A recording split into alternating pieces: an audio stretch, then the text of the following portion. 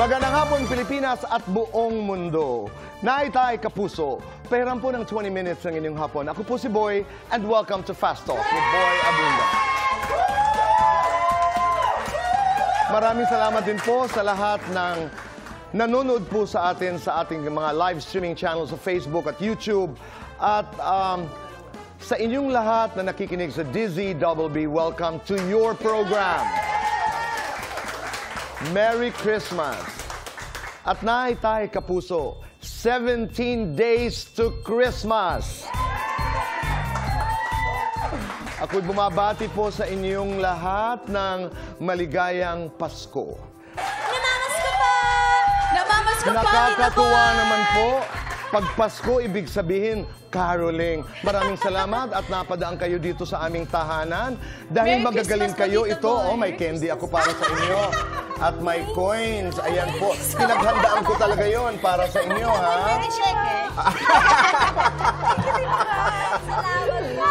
Maraming salamat. Naitay kapuso, please welcome the fourth impact. Please. Oh my God! Merry Christmas. Ang tagal. Almira, Irene, Mylene, and Selena. Merry Christmas. Kumusta kayo? Okay lang po dito, Boy. Medyo jet lag pa rin po. Galing sa US po. Okay. Are you girls based in the US? Kararating nyo lamang? Anong ginawa nyo sa US? Tell me the story. Ngayon po na nabigyan po kami ng 1-year working visa. So, babalik po kami doon after Christmas po. Early February. Pero galing kayo doon because you recorded your song. Mini album. Your mini album. Tapos sa ilang kanta ito? 5 songs. 5 songs? Do you have a name for the mini album? And self-titled po. Self-titled. And mamaya-maya lamang ay mapapakinggan natin ang isa? All at once? Yes. Pwede? Mamaya? Latest single po namin. Pero Tito Boy, may reason po kasi bakit po kami pumunta ng US. Bakit? Siguro po sa mga nakanood, yung napanood nyo nga po sa YouTube channel na. That video, oo. Irene. Kasi po last year, ang dami po nangyari sa group namin. And parang sa mga nakanood po, talagang nag-breakdown kami dun sa video namin sa YouTube na gusto na namin mag-give up talaga. Bakit? Pagod na rin po kami dito po. Siguro po... Pagod kayo? Oo, naman ito magpaiyak. Oo. No, that's okay. We want to know the story. Kasi hindi na lang ako. Ayoko pong maging plastic sa inyo na magtago pa ulit. Na the reason po na pupunta kami sa US kasi gusto po namin mag-try doon. Kasi we've been trying here sa Philippines pero parang wala pong nangyayari talaga. Parang paulit-ulit na lang na para kami nagbe-beg na pwede po ba sabihin ito pero pwede po ba sabihin? No, that's okay. It's painful. Nagbe-beg kayo dito sa sarili niyong bayan. Go ahead. Parang masakit lang po sa amin kasi di po namin alam kung kailangan po ba namin ulit na maging malaki sa ibang bansa ulit para tanggapin po kami dito ulit sa Pinas. And yung tinatago po namin magkakapatid simula noon is meron po kasi na nangyari before. Nanginginig tuloy ako.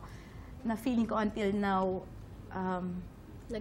nag-effect pa rin po sa career. Can you share with us that story? Anong nangyari dati na hanggang ngayon may epekto sa inyo? Parang that created trauma? I mean... Yung bata po kasi kami, Tito Boy, may big management po kami na nagtiwala sa amin and meron lang pong misunderstanding. So kami po magkakapatid ay yun po, umalis na po kami sa management na yun. So, parang na bad talk, may tawag po dun yun, parang na trash talk kami sa lahat ng industry management. So, that's the reason na punta kami sa X Factor UK. Okay, so you had problems with your former management. Pero di ba, minanage kayo ng Showbiz, di ba? Recently ito, di ba? October, sometime 2021? Did you sign... 2020 with them? To 2023. So it was a 1-year contract. Ito po yung parehong management company na nag-handle sa career ng SB19. Pero wala na kayong kontrata sa kanila. Naririnig namin, nababasa namin, yung nagkaroon din ng problema, ang SB19, I think they're also self-managed, as you are self-managed. What was the problem? Hindi kayo magkaintindihan? Kaysa naman mag-speculate tayo, kaysa naman manghula tayo, anong nangyari? I guess yung case po namin kapatid is different from SB19 kasi sa kanila is the company invested for them eh. Sa amin kasi naramdaman namin that, di ba po sa relationship naman kung hindi ka important, parang hindi kami nabibigyan ng spotlight or whatever. Kaya sabi namin, it's better na lang po na maging independent. Kaya nagpaalam po kami sa kanila ng maayos. Maayos sa pag-uusap. So wala kayong problema sa showbiz, sa inyong paghihiwalay. Pero right now, self-managed kayo.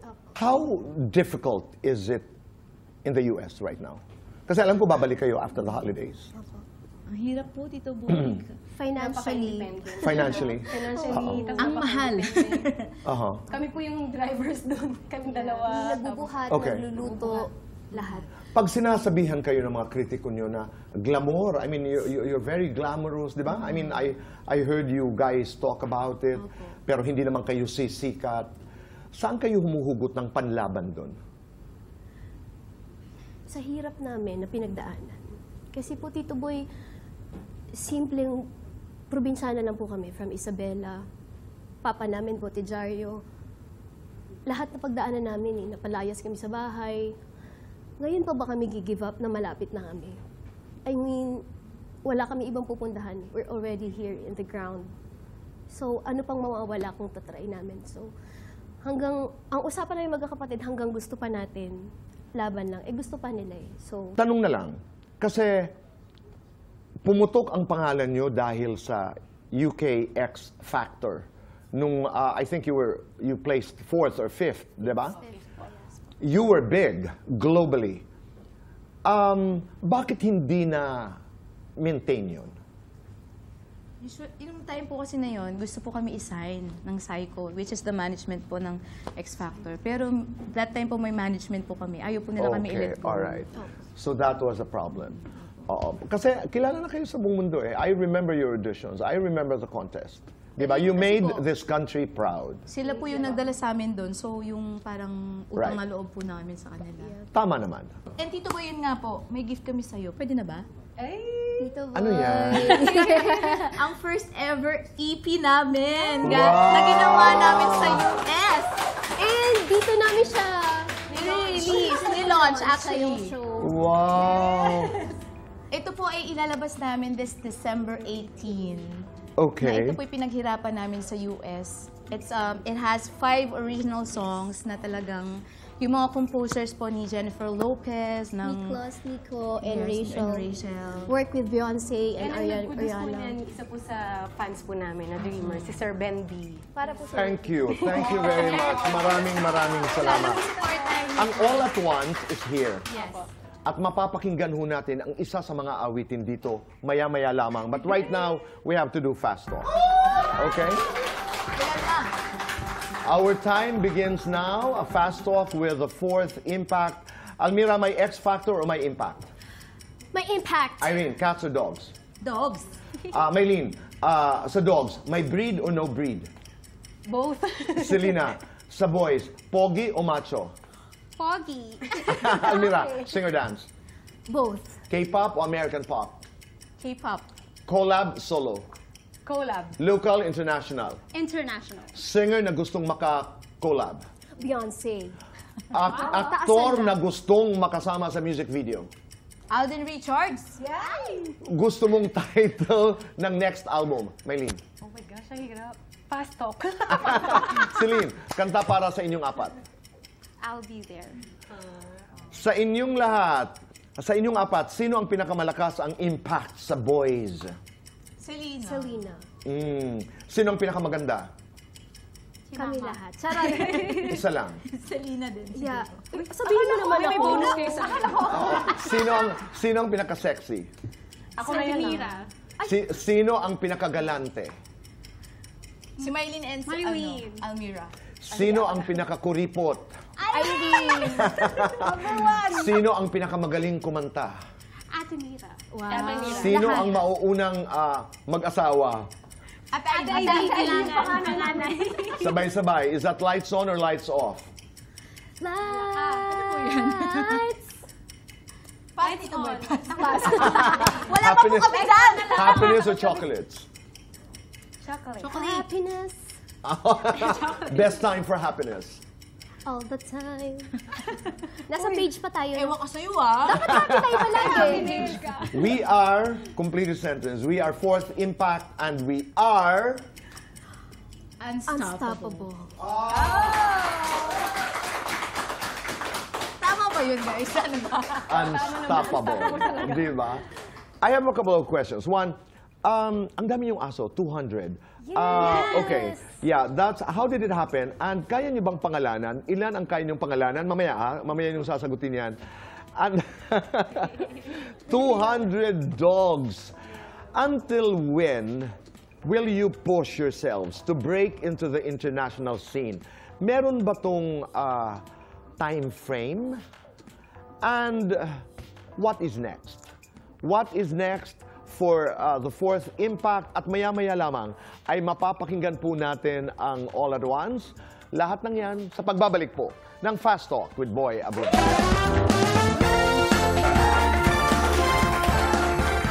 Kami nagbabalik po dito sa Fast Talk with Boy Abunda. Kasama po natin ang Fourth Impact.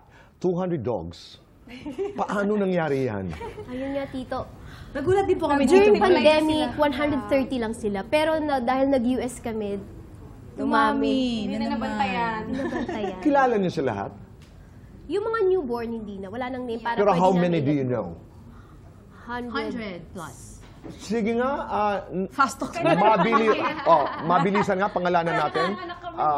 Sige nga, pangalanan natin ang mga aso. Sabay-sabay tayo, magsuportahan tayo. Magdugtungan tayo. Sige tayo. Okay. Anak ko muna, Chanel, Gucci, Prada, Hermes, Dior, Kobe, Sa'yo, R. Burrito, Nachos, Taco, Tokyo, Irene, Hermes. go. Bombom, Chinita, Pirat, Eva. Tomoyo, Beethoven, Bach, Okay. Princess namin. Maylene. Chloe, Cloud, Coco. Sino ba ba? Ayan, tumingin ka dyan! Oo nga, no? Chloe, Cloud, Pochi, Justin, si Lucky, si Tababoy. Selena. Si Panda. Belle, Paris, Prada, Pochi, Panda, Anna, Elsa, Sarah, Snoopy. Tatang name. Pero kilala niyo sila? Yes, By face. By face. Gaano kagastos ito? Gastos, boy. Di ba sa food? Sa... dry food, vitamins. Right. Kaya Oo. siguro nagpupush pa kami, Tito Boy, kasi wala kami pang support sa kanila din eh. Pag ano. Galing naman. Kasi Okay. sa dog food. What is the best thing about having 200 dogs? Sila yung ano namin, stress reliever. And feeling po namin, sila yung nagbibigay ng blessings. Lucky charm din po namin sila, Tito Boy. Okay. Oo. Since yung nagkaroon Kasi kami ng since- ganyan kanilaming, di ba, dogs, And nakabili nung kami pandemic, ng doon house. po kami nakabili ng house, nagkaroon po kami ng Pero sila studio. yung tumira. Kaya, Kaya sila pala hindi. Pag nasa US kasi kayo, naiiwanan sila. Sinong nangangalaga sa kanila? mga May mga kamag-anak kamag-anak po po namin. Okay. Until when? Hanggang kailan kayo magpupush to be able to break into the international scene? Yun nga, Tito, nag-start kami as young pa. Kaya ang isip namin sa sarili namin, mga batch namin may asawa na. Nandito pa rin kami. But for those na nilulook up namin, sinasabi nila, you're still young. There's so Totoo. many way to go pa and never give up. Kasi kunyari po si Ma'am Lani, Miss Reg, lagi nila sinasabi, bata pa kayo, ang dami nyo pang magagawa. Kaya ngayon na lalo namin naintindihan how industry works, yung pwede pala maging independent and you can fight for your dreams. Hanggang kaya pa namin magkakapatid, nag-i-enjoy pa kami. Ang sarap pakinggan, no? Ng mga salita ni Lani Misalucha, Regine Velasquez, na Tito Ogie. nagbibigay ng encouragement, Ogie Alcacid, Sir Martin din, nakakausap na. Nievera. Lani Quintas. Sa abroad, sa US, sabi niyo nga kanina, itong extended, how do you call that? The album?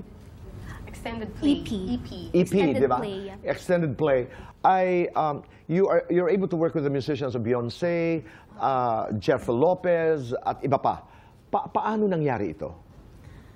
Actually po, nung pumunta kami sa US, Tito Boy, wala kami talagang kilala.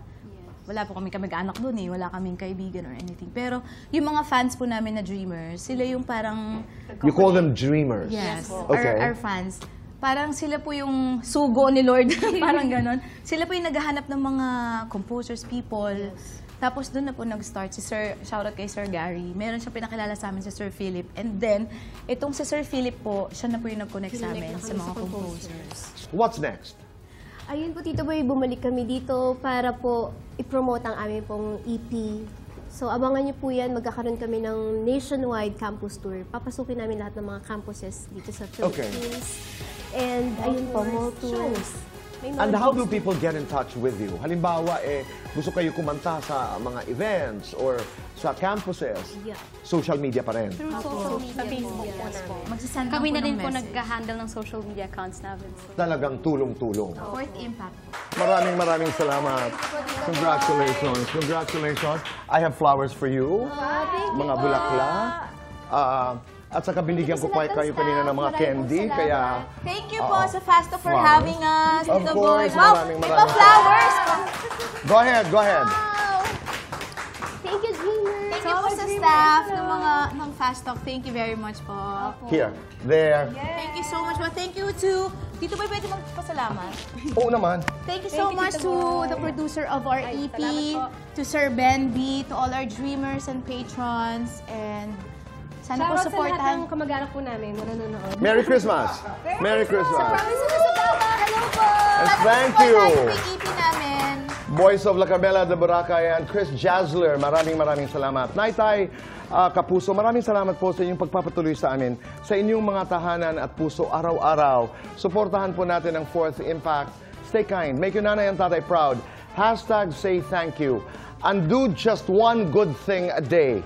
And let's make this world a better place. Goodbye for now, and God bless.